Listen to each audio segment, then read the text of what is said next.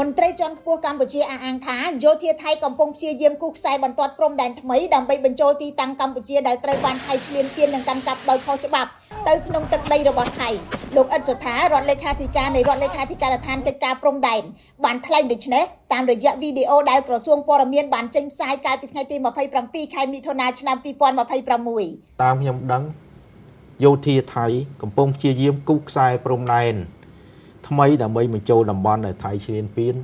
និងកំពុងកាន់កាប់ដោយខុសច្បាប់ដាក់បញ្ចូលទៅក្នុងទឹកដីរបស់ថៃដូច្នេះកុំថាឡើយផែនទី L717 ដែលថៃបានប្រើទោះបីជាមានផែនទីផ្សេងទៀត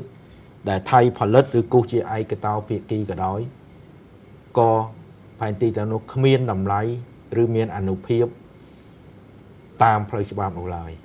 ការអះអាងនេះធ្វើឡើងខណៈដែលកងកម្លាំងថៃកំពុងបន្តកាន់កាប់តំបន់ជាច្រើនរបស់កម្ពុជាដោយខុសច្បាប់ក្រោយការប្រយុទ្ធគ្នាកាលពីខែធ្នូឆ្នាំ2025ចាប់តាំងពីខែកក្កដាឆ្នាំមុនមកដល់ថ្ងៃទី27ខែមិថុនាឆ្នាំនេះកម្ពុជាបានផ្ញើលិខិតតវ៉ាផ្លូវការចំនួន43ច្បាប់ទៅកាន់ភាគីថៃដើម្បីប្រឆាំងនឹងសកម្មភាពដែលកម្ពុជាចាត់ទុកថារំលោភអធិបតេយ្យភាពនិងបូរណភាពទឹកដី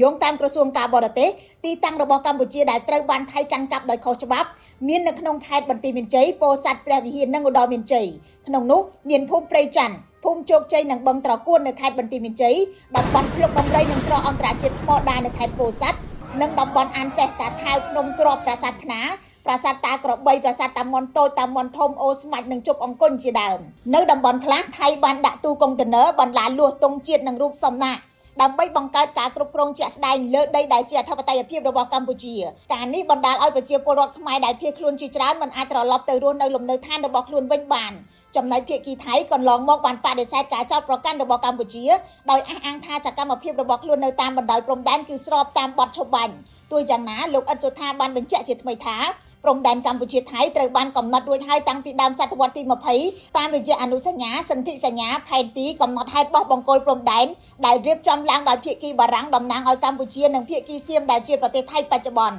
ថៃមិនទាន់ឆ្លើយតបការលើកឡើងរបស់កម្ពុជានៅឡើយគិតត្រឹមម៉ោងចេញផ្សាយខ្ញុំរស់សុធាពី News Today NTTV